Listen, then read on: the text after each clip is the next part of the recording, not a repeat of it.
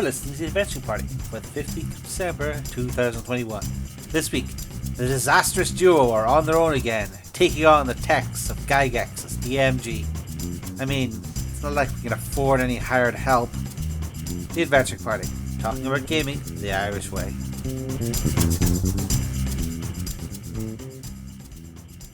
Greetings, gentle listeners. You come again to our humble smoking room, curled around the fire with great ornate leatherback chairs, and herein you find myself, the warlord Scarr, recuperating from one campaign and we are about to launch into another. And it's me. Are we still here? Is this still happening? It's I, Savage. Savage Mick. Oh, oh no. I can't. Why am I strapped into this high back leather chair? Why am I being intravenously fed more and more tables? It's like waking up in a Saw movie. I'm just. Oh no. I need some help. I need trusty companions. I need hirelings or henchmen or sage advice. Which is it? Well, here's the thing, Savage. According to this wondrous tome, the Tome of Gygax, all those things are completely different and require completely different methods in which to get. I'm holding a jug of coffee here because I am hungover, and I'm just considering skipping the cup part and just guzzling it. Right, okay. Yes, we've hit the page of the 28th. In the first edition Dungeon Master's Guide, written and then hurled at an editor by Gary Gygax way back in the day. This, folks, is the Torah, the foundational text, the holy writ from which a lot of other things are derived, namely hours and hours of amusement. And we're picking through it page by page because that's what the series is about. This is a dense section, and it pertains to the very particular first ed and basic D&D mindset that, of course, you're not just going to send 4 random yabos into a dungeon. That'd be madness. You have to send a crack team with support personnel and, extra bodies, people to hold shields, people to carry all the chests of copper coins around, and then someone to run the house that they all live in. I guess coming off the back of skirmish kind of war games, Gary and his cohort must have had an awful lot of models, sort of rank and file men-at-arms types, and one of his players went, Gary, I mean, great, yeah, my commander dude is in the dungeon, but like, what am I going to do with these other 20 models I have? I painted them, I want to use them.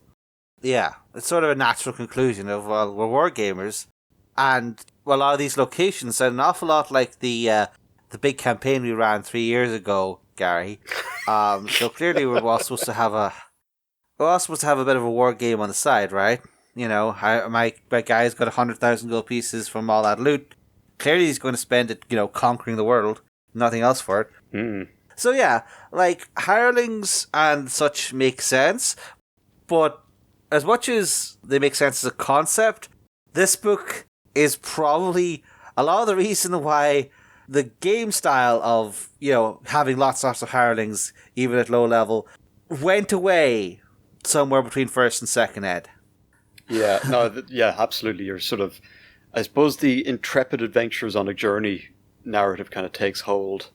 You've got Dragonlance novels, and you've got, obviously, the original Lord of the Rings trilogy to reinforce that idea. Also, you're the main characters in the ongoing TV show. You're not really going to look at who's doing the cooking and the laundry, because that's specifically hirelings are the people who are just like masons and teamsters and porters. Hell, limners. Should have sent a limner. These are not people who are expected to put their neck on the line. They're just going to keep the home fires burning, but they're going to cost money. And instead of saying something reasonable, like, this kind of lifestyle will cost this much per month, and then let the rest of it be hand-waving. Which is they also did earlier. That was a few pages back, yeah. But if you want to do stronghold accounting, then Gary's got you covered. Because it will tell you what the daily cost of a pack handler and a link boy. What's a link boy? A link boy is a torch or lantern bearer.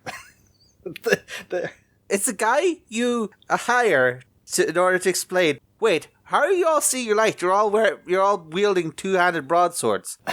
No, presumably he's just lighting torches at home in a castle somewhere. He's going into a dungeon. You mad? Respectable career as a link boy. Yeah. Like, you're not going to bring your tailor with you. Are you? Maybe you should. That'd be an amazing adventuring idea, right? There's a ranger here. He sleeps in his cloak. The druid, she's one with nature. She sort of communes with the trees at night. What about Sir Reginald? Sir Reginald's got like 40 people with him. He's got a caravan. It's like, Sir Reginald, we're going to I'll be with you right after 11's. Excuse me. Limiter, please paint the dungeon scene for me so I know what to expect. Why do we keep bringing this guy and his entourage? Sneak rolls have become an impossibility at this point. There's notes in the local papers. I mean, I'm pretty sure I've seen a rule somewhere in here that is like, well, stealth is great up until you have a party of 100 people. At that point, it becomes impossible. Okay, let's do this. Right, so hirelings, and all the hiring thereof. It is detailed exhaustively, with descriptions of what they are, monthly costs, tables, lots of tables, all in beautiful Futura. One of the weird things to me is that this is completely separate from the followers that you randomly roll earlier in the chart when you get to a certain level and sort of are assumed to build a stronghold. Oh yeah, they're more like military units. Yeah, well, they're like cavaliers and things. Yeah, those are sort of like automatic rewards for getting to like level 8 or 9. But these guys are stuff you just pay for, but they do also say that you should probably you need to have an established stronghold before you can really hire them as well. Well, would you hire a link boy without an established stronghold? I mean, what's he going to do? Light your lantern for you? It's certain. Look, it's rich people problems, right? More money, more problems, more limners. Yeah, there's a whole list of minor things. The standard hirelings. The only which of interest is bearers and porters, where it is specifically said that each can only parry £50. Right. So you have a very union rules, huh? Am I right? Basically. I mean, they're not there for deadlifting. They're there for endurance. To carry all those chests of coins around behind you. What do they cost? Hold on. It's pack handler. Is that it? Bearer or porter costs 1 silver piece a day or 1 gold piece per month. There's also pack handlers. Oh yeah, that's right. There are also pack handlers. A silver piece a day. So, like, drop a gold and that gets you what, 10 of them? Or is it the old conversion? But what you're really going to do there is establish a line of throwers from the loot room out through the dungeon entrance to a team of pack handlers who are loading the caravan. So so for the cost to say, drop 5 gold on this, I mean, you fall out of your pocket once you defeat a dungeon. You get 50 of these guys stretched from the loot room to the door, each passing the other 50 pounds of gear at a time, of gold and jewels, up through the dungeon, out to the entrance, where the pack handlers, another specialist career, are loading and making sure that the weight of these chalices and coins is evenly distributed across the herd of donkeys you brought with you. Adventure is kind of expensive, but at scale it can be quite profitable. Yes. Oh, and this Teamsters. Sorry. Oh, God. One weird thing is that apparently only 1 out of every 6 people is actually looking for a long-term job. Interesting. Well, I guess the rest of them are growing turnips, right? It is still, in essence, a subsistence economy, right? I guess. Even though you've got American and Sons Adventuring Corporation and Logistics Haulage Company operating across the region to empty dungeons as fast as possible. Because there's Teamsters as well. Basically drivers of carts and wagons. Oh no. It's a logistics game with some role-playing attached. Gary. Which I kind of love. I love that. I know. I get it. Like, it's this whole management thing. But, like, how to put it? Gary was very obsessed with challenges, with, like, people overcoming challenges in the dungeons, and getting money out of the dungeon efficiently was one of the challenges he liked setting people. But he didn't have a way to make it intuitive, I guess. It's like he had to say, well, clearly the devil's in the details, and, you know, all these American mothers are accusing me of devil worship, so clearly I need lots of details in my book. Yeah. Well, what he really constructed was your first brush with logistics and HR training. Which is an interesting skill. It's just, do you want to be doing... If you're working logistics and HR 8 hours a day for 5 days a week, do you want to come back to your fun leisure activity and doing it there as well? Oh, part of me kind of does. Just I'm reading this and I know I've been taking the mick the entire time, but it's wonderfully intricate for something that is like, oh, we get all the treasure home. I mean, what? Okay, just tell me how much it costs, Gary. So that's kind of where Hirelings starts and ends, really, isn't it? It's about, as you say, the cost of the wear and tear on your slippers and donkeys and torches. Well, that's just the standard hirelings, Yeah. the people you hire to help, you know, the dungeon looting operation. But if you're really going to get involved and you're going to start building your castle, you need expert hirelings, which is a separate section. Which we now move on to, for the sake of my sanity, please. No more. Right, yeah, these are the... Like, I mean, Teamsters and Packmasters and Limners, whatever, are, you know, they're experienced professionals, but we move on then to what really matters for adventuring.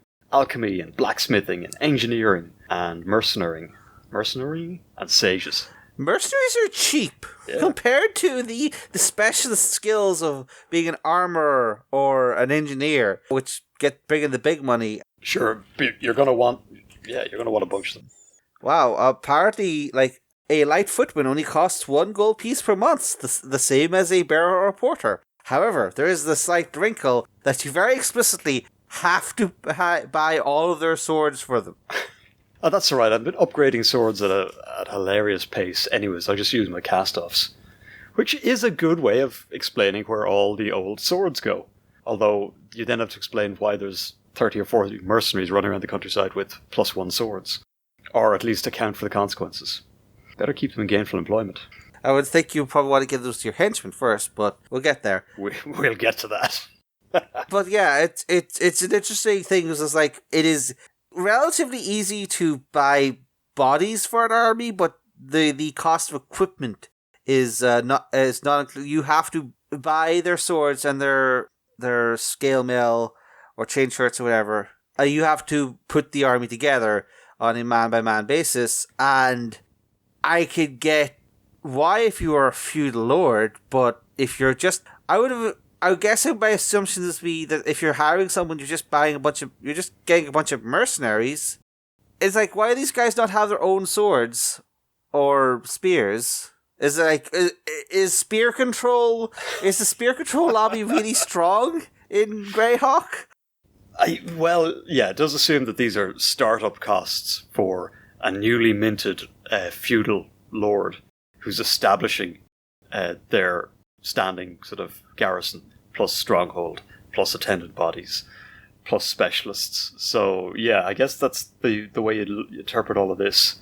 A lot of this only really pertains to someone who's done some adventuring previous and gotten the capital for this kind of setup.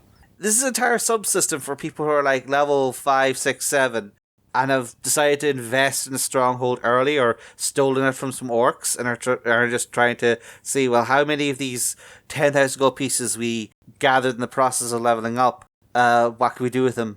Can we afford to turn this into a working castle? The answer is, well, yeah, you can. It's going to cost a boatload of money, and you're going to be hiring everybody within a few square miles of you. But yeah, totally. Yeah, well, it has this slight side benefit of, well, now we're broke. Now that we've hired all these limners and porters and engineer architects, so clearly next step is to go to another dungeon and get next week's wages. Yeah, payroll is looming. We better get busy. Which is a neat kind of way of generating an ongoing kind of pressure to adventure. And presumably you've got spies out looking for clues as to where the next dungeon is. Assassins, we've discussed assassins previously, making sure that rival adventuring parties are too poisoned to take advantage of of new dungeoning opportunities before you can. The disappointment of arriving at what you thought was a freshly minted dungeon, only to find it's been cleared out already. There's just the leavings of donkeys and porters at the door. Like, oh, someone's got here already. It's empty. I'm starting to see how Gary works. It's very, yeah. It's building a lot of game here. A lot of game you could play if you can stomach the idea that you're actually playing a sort of a game of fiefdoms rather than just merry band of fellows adventuring. I don't know. I'm kind of warming to it. It is still quite mad. It's particularly mad is the rules for an arbor, which I have written down as the Fractal Arbor Labor Scab. Go on. You need 1 armor for every 40 soldiers or fraction thereof. So that fraction of the normal one, not spent carrying for equipment of troops, could be used to make armor. So you need to buy an armor to keep your troops' armor. Right, yeah. Right, and then you need to another armor to actually make the armor, because the first one doesn't have any free time, because he's polishing everyone's armor. He's just working on maintenance, yeah. Knocking the dents out. Then you need to buy a workroom and forge for another 300 plus 10d10 gold. And then the armors have random skills. You're probably going to roll badly and have to hire some extra armors to make sure you can make plate mail. Then there's a whole bunch of how long it takes to make all the armor. So you're probably going to need spare armors to cover for your main armor once he's making your banded mail. And I think you also need a whole bunch of leather workers. Well, and let's not forget the racial advantages here as well. As different races of armorers have different sort of... this guy costs more, but is twice sufficient, but only works on Sundays. It's... Yes. Dwarven, Gnomish, and Elven armors? Elvish armors? Yeah. I do note the really screw you line that Elven armors cost 5 times as much, but they only make normal chainmail. They do not make Elven chainmail. Okay.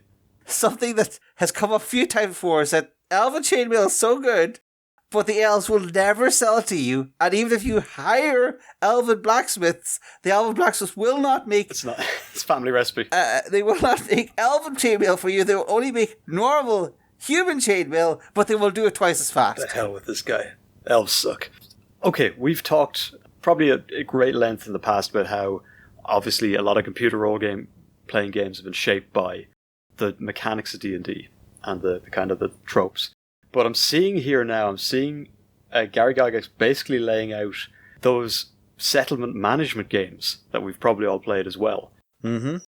Like Settlers or the Stronghold series, I think it's called, where you build a castle and you end up hiring woodworkers and bowyers. And if you want to make bows, you're going to need a copser to go copse wood, so you have to hire him as well. But he supplies. So I'm seeing all these supply chain kind of things popping out of this as well. And I feel like it's no accident that a lot of computer games work that way as well.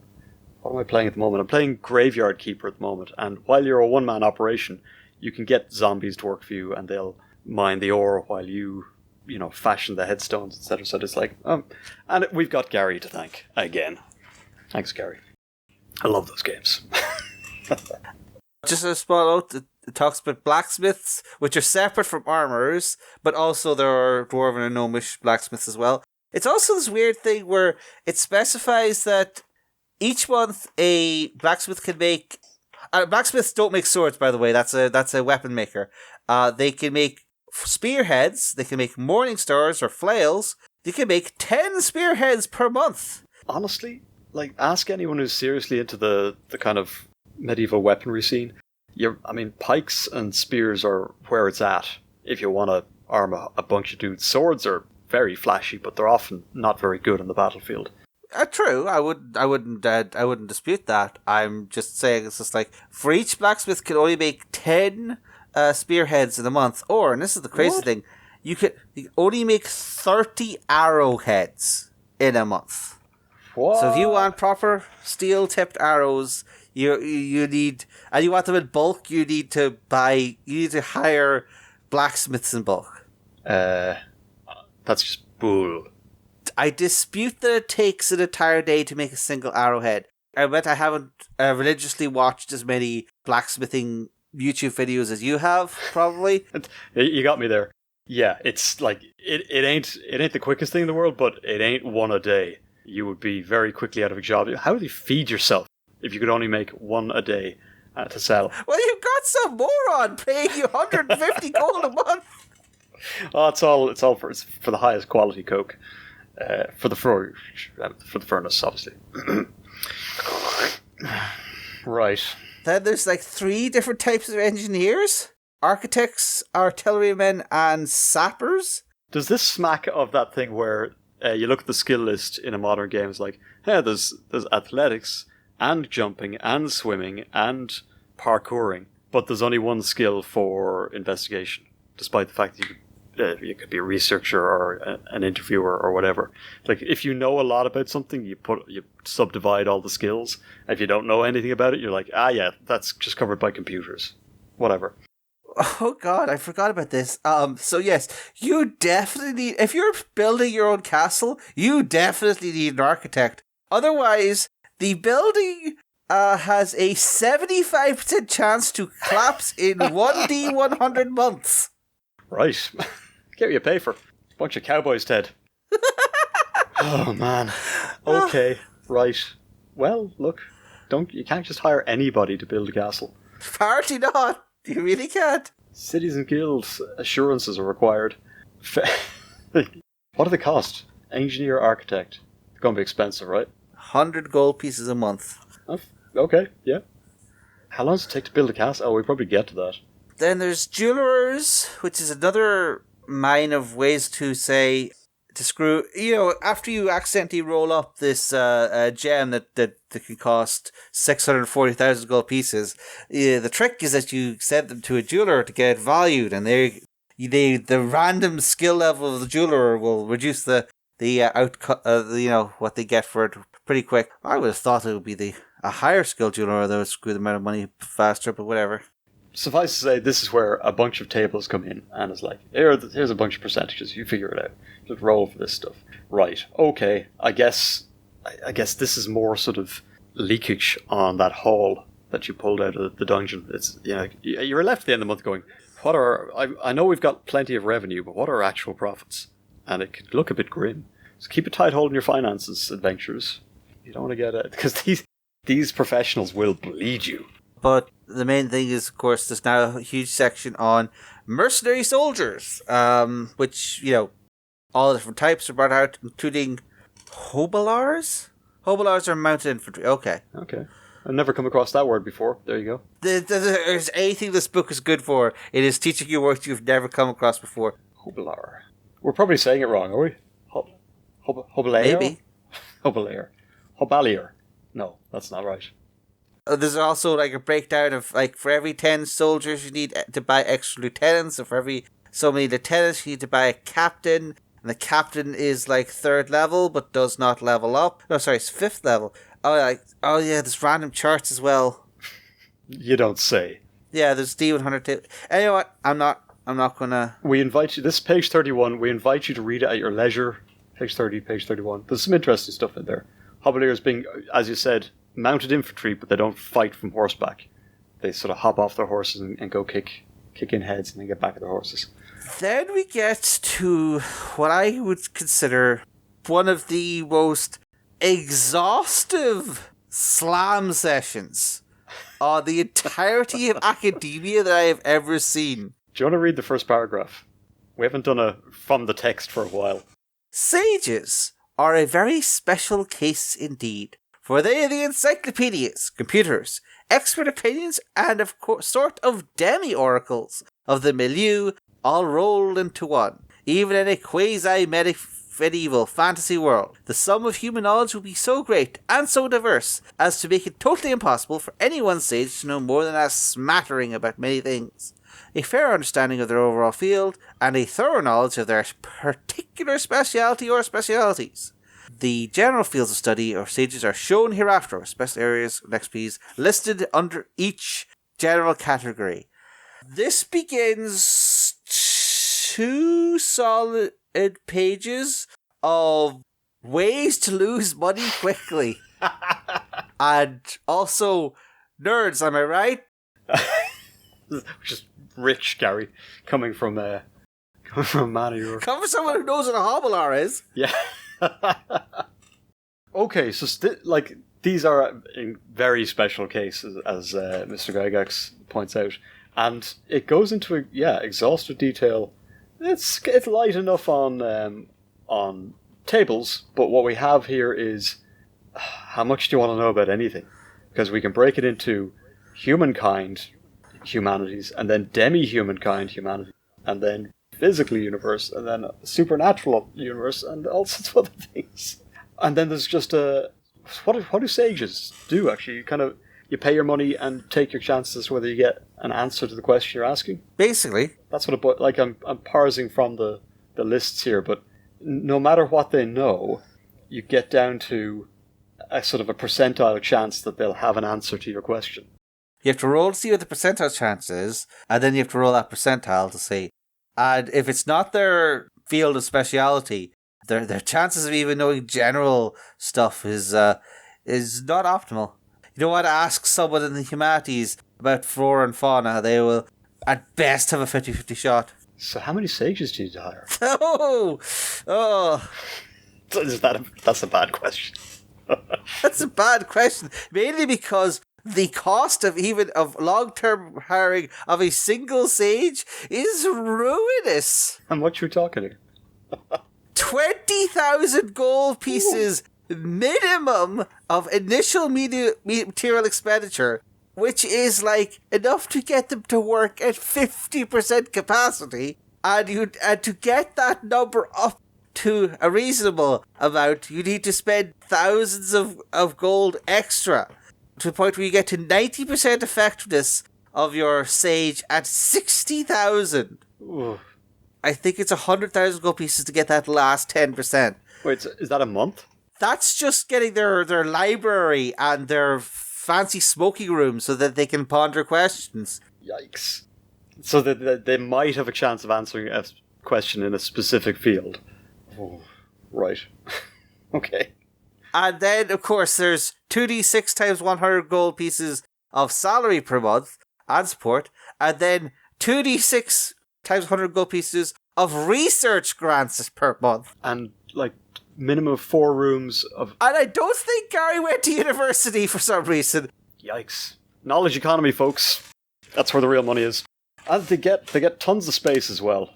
So when you're laying out your fortress and you actually want to have a blind notion of what's going on, you're going to need at least 200... a minimum of 4 rooms of at least 200 square feet each. What size is my house? It's not that. It's not that. It's not even close. These guys take up acres of space for scrolls that may or may not contain anything useful at quite the expense. And they'll need living quarters as well, which I don't imagine are bunk beds. And then they might look for some special stuff like labs or greenhouses or something. Oh, okay. What's the payoff here? A reasonable percentage chance of answering questions in a couple of days, I guess. So the example given is, you must determine if any given question is of general, specific, or exacting nature according to the subject. For example, do giants live on that island? Is a general sort of question. Do fire giants inhabit the volcanic region of that island? Is a specific question. And do the fire giants inhabiting the volcanic region of that island possess the artifact of Alamanazalias? Excuse me. Is exacting. Any question asked must be within the scope of knowledge of the player character or his or her associates at the time, and such inquiries must always be consistent with the learning of the milieu which you have designed. That word again, milieu. Take a drink, folks. Thus, if you've no gunpowder in the milieu, no questions regarding the substance, no matter how phrased, would be possible, as none of the inquiring parties could possibly have any inkling that such a thing exists anywhere in the multiverse. Be certain to adhere to this rule strictly. Stop asking, Dave. Yeah, stop asking. But my reaction to do giants live on that island, etc., would be, you're the adventurer, why don't you go find out and come back with a bushel of giant heads and an artifact? What? Presumably, when you get to this level, you can actually fund something like this. Presumably at that level, you probably want to, manage your time better. So it's just we need to make payroll every month. So we don't want to spend 3 months looking for the Tomb of Terribleness and to find it's only got like 5 kobolds and a rusty sword for treasure. Presumably you want to say, where's the big stuff? Tell me where the big stuff is. If you can fund it, like, just go buy it off the giants. If you really want that artifact that badly. Money's no object. Don't tell me they're not going to sell it. They'll sell it. Send the negotiators. Fire the sage. Don't need it. Right. Okay. Bloody hell. That's a huge section that really does boil down to pay loads of money, you might get an answer. I kind of prefer to the hirelings and the expert hirelings, to be perfectly honest. The sages are... Yeah. I think I'll save the money and just guess. My dungeon master presumably doesn't want to waste our evening, so he'll just put the artifact in that dungeon and we go and get it. There's a whole bunch of like very weird stuff in the middle of this as well. Like I think like the suggestion is if you're looking for someone who's an expert in art, then they'll probably turn out to be a cleric. Flora and fauna indicate druidic talents. Studies of the physical universe indicate clerical talents. Historically accurate. As to the humanities, art and music and legends of folklore are either clerical or magic user. I think Gary just conflates anything that isn't swinging a sword in the name of crusades is a cleric, be they monk, parson, abbot, vicar, or I don't know, what else we got? Or as a village priest, all clerics. Now, historically, religious members of various churches and other organizations have done a great deal of research into the properties of our world, but not all of them and not all the time. Monks were probably more interested in copying books and making beer than they were in, say, plant fertilization or the movement of the celestial bodies. But yeah, we've got a lot of priests and other religious types to thank for a lot of what we know about the physical world, up until the point where scientific inquiry sort of becomes its own discipline. So that's scans, but cleric is kind of the catch-all in D&D, so yeah. There is, of course, another screw you moment written into the rules here where it's made very clear that, like, even if the sage you hire is a wizard or a cleric, they can't, like, cast cure spells on you. Right. I'm busy. You can't copy from their spell book. No. It's private research. You can't have that. Not included in the deal. Yeah, okay. There's no free cleric for you for hiring a sage. Do you get is there something masochistic here where you get to the point where you've got all this money and there's no challenges left, so you hire a bunch of elven armors to sneer at you and clerics to simply refuse to answer your questions, and sages sages and clerics are going to go, no, I'm not doing the things I'm actually good at for you. How dare you even ask me? It does suggest that sage work is a pretty good retirement plan, though. If you want to know what your wizard does after he gets level 10, presumably he becomes a sage, because that's where the money is. Overpaid consultant. Okay, and they need rest and recuperation after straining themselves at research. Okay. Non-human ones, scribes. We're finished with sages at that point, are we? I think he gets a holidays. Does it just go straight to scribe? Yeah, it's still a solid 2 pages of nonsense. Wow. Okay, let's move on to, because there's some stuff about spies that feeds back into the assassin spies stuff. Including some terrible attempts at humour. Castellan, of course, who has the job of, you're too busy to oversee all these people, so hire someone to oversee them, who you then oversee. And then there's the weapon maker, of course, with which there are subtypes, of course. With a swordsmith is different from a daggersmith, apparently. So, how many of these can he make a month? 15 broadswords, or 12 long swords, or 20 short swords. That sounds much more achievable. So if you need it done in a hurry, if you need to arm people in a hurry, you're much better off getting weapon makers to knock out swords than get like entire swords, than waiting for your blacksmiths to finish up on the spearheads they've been dilly-dallying over. It's an odd one. Okay, well, let's move on. The last type of employee you will be drafting into your organization is, of course, the henchman, who probably has a lot more in common. Henchmen are sort of level 0 adventurers, right? I think they're mostly level 1. I think like there's like a tiny % chance that they will get a level 2 if you spend lots and lots of money, shockingly enough. Right. So this is where we get to play XCOM. A little bit. All right, lay it out for us. But yeah, so Henchman is something you do more at early to mid levels. So this is like your level 3, say, we need a few extra war bodies. Let's spend some money down the local tavern saying that we're looking for a few good men or ladies. So this should have been the first section. It should have, yes, absolutely, but... Thanks. All right, well, look, there's a lot of stuff to sort through. I'll give the editor a chance here. There's a whole bunch of demographics stuff here, which I don't think we should go into in any detail, but it's illuminating on of Gygax's concepts of... hold on, let's not be glossing now. Also, we did note in earlier episodes that clearly the rule here was that the editor was not actually allowed to reorder any of the stack of notes that Gary had given. What's objectionable in the... We're talking race and gender or something, aren't we? Henchman, male or female, so that's fine. Like, it doesn't matter. It's bodies for the mill. No, I'm not. It's nothing like objectionable. It's just like it's this exhaustive breakdown of like how it's 1 in every 100 human characters are suitable for level advancement. In other races, it is the incidence of 1 in 50. Okay, fine. Let's move. You're right. Let's move on. Sorry. There's a whole bunch of like how many town criers and rounds at the pub and hiring agents. Oh no! How effective are hiring agents? Can I not just drive my cart down to the local sort of tavern and get the day labourer henchman from the side of the road? No, that's a different subsystem. That's standard hirelings. Oh yeah. Right. But henchmen are going to put themselves in harm's way, right?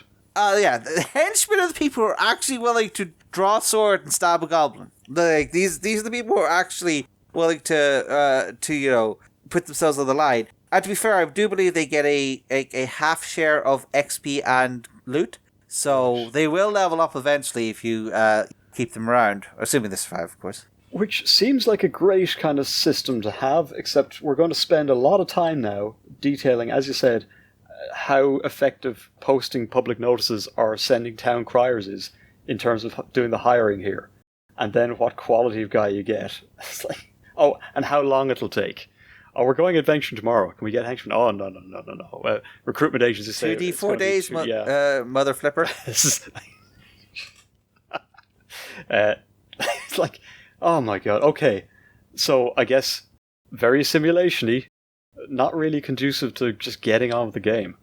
I have discussions with my boss about the ins and outs of hiring and how long it's going to take, placing certain roles. Like, it's exhausting. The poor man is just out of his mind trying to juggle all these plates. And here we are. Like, I doubt he goes home and says, right, game of hiring and firing, let's go. Ugh. Like, you have to manage your hiring schedule. You have to make sure you're in a big enough town so that you get a proper percentages of the gullible idiots. There's a section on alignments. Oh, yeah. Apparently, you are not supposed to ask someone their alignment when they join your organization. It's considered against union rules. Yeah, we covered it. It's rude, and they wouldn't tell you, and you'd already have determined it through the secret language that no one uses for anything except discussing alignment. Gary. And you're definitely not supposed to cast detect good and evil on them. That is objectionable. A lot GDPR rules, mate. A lot of privacy concerns. Are you a data processor or a data handler when it comes to your henchman's alignment? I find it weird. Like there's the breakdown of classes. Like how likely are you to get a particular profession? Fighters are in charge, are the main one, with a small chance for it to be a ranger or paladin. Apparently, thieves don't actually like adventuring. It's hard work. Like, it's way easier to get a cleric or a wizard into your as your henchman than it is to get a thief. Right. Okay. And then, of course, it's only a 1% chance of finding any monk who's crazy enough to go on an adventure for you. Presumably, that's a big slam on player monks for some reason. Interesting. Okay. Well, I mean, you put them in the game, Gary. If you don't want them in the game, it's your milieu after all. Oh, sorry, that's right. There's nothing. You still need to buy their gear. Oh, this again. Okay. Like, apparently, these people are first level people. They've gone through the mill. They've got their profession. They're actually trained soldiers or qualified wizards, but they start with you in their leather breeches and expect you to hand out free swords and spellbooks. I have often decried the instincts that players generally show when they get a dungeon under the thumb and start to strip it of everything down to the nails. But given the amount of gear under this system you'd need to be sort of churning through to equip all these people, I can understand it. I mean, it doesn't apply anymore. Stop taking the breastplates off the zombies. But yeah, if there's this many people hanging around with their hand out going, I need a sword, I need leather, armor, I need this, that, I need boots, kids need new shoes. You'd want to be grabbing any bit of gear you'd find along the way, because paying for it all up front is ruinous. Phalanx of blacksmiths coming around to supply all this stuff. Yeah. Right. And then, they get shares, they have loyalty. There's all sorts of modifiers, like how well you treat them. If you give them free magic items, apparently that counts. That helps improve their willingness to join up. Well, I guess it would. Are magic items crazy expensive at this time? I don't think they even have a price. Yeah, it wasn't until second ed that they gave them a price or equivalent in XP. Right. So this is where all the money gets sunk, as opposed to paying 50 grand for a shield or 2,000 for a bag or something. This is where you're spending all that money. So yeah, okay. Oh yeah. Oh, you feel more inclined to join up if I give you this priceless artifact. There's only one of. I can see that, yeah. I mean, it's an incentive to keep them alive. Or at least retrieve the corpse. Yeah. Like, let's face it, XCOM rules. Grab that body. Why? So his loved ones can give him a decent burial. No, he's holding the plasma batteries. Sorry, I found the section I was looking for. Equipment of henchmen on page 36. All henchmen will come with nothing except the normal clothes they wear. Although they will have a few copper and silver coins, they will have nothing of value. No armor or weapons, nothing. Their wretched state is, in fact, one of the prime motivations for their seeking employment with a successful adventurer. So there's your reason. I lost it. Why am I hiring these goons? Yeah, why are we hiring these morons who have lost their sword and armor behind the cupboard? Because I suppose they're willing to throw in their lot. Can I get the people? What do they cost? An initial outlay of 100 gold pieces per level. That's for a 25% chance of hiring them. For each 100 pieces, you can put it up to 55. To get 100% chance of hiring someone who is in this wretched, desperate state, apparently, you need to pay them 400 gold pieces up front plus 3 magic items. What? Oh, okay. That's nuts. Okay, right.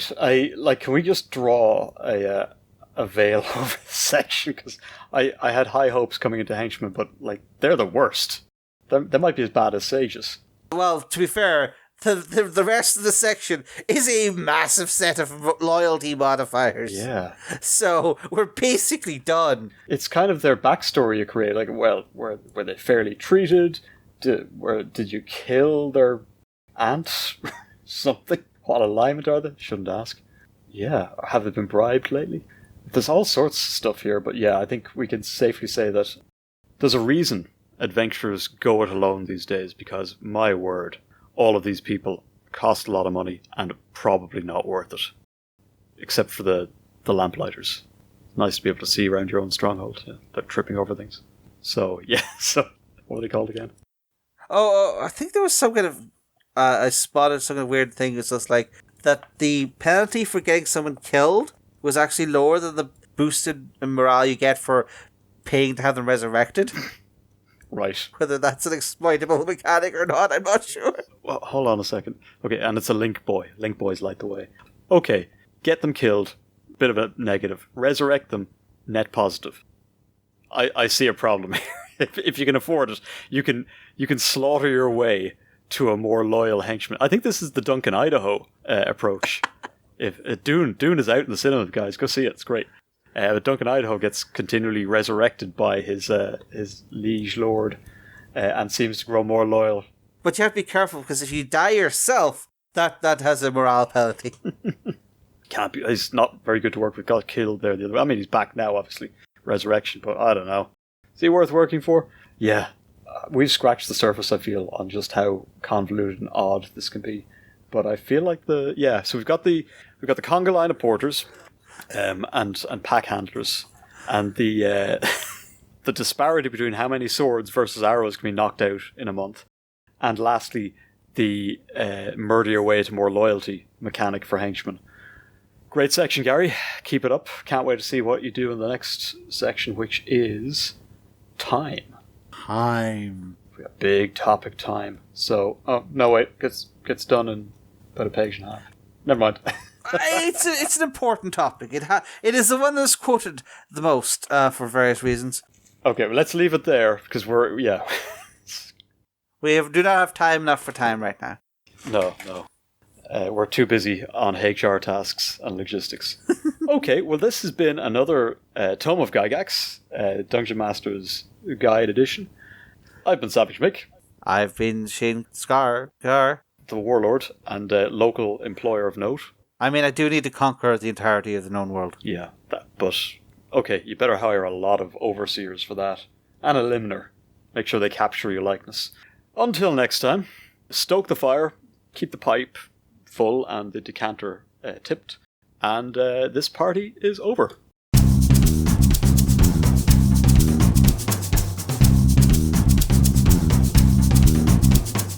Thanks for listening to The Adventure Party. You can find show notes and links to things we've mentioned at www.theadventuringparty.net and on our Facebook page. You can leave comments there, or talk to our Twitter account @AdventurePTY, or you can record a voice message at www.speakpipe.com/theadventuringparty. We can also be contacted directly by email at party@theadventuringparty.net. If you'd like to be in touch with the party all the time, come join our Discord server, link in the show notes. The Adventuring Party is released under Creative Commons Attribution Non-Commercial Share Alike version 3 license.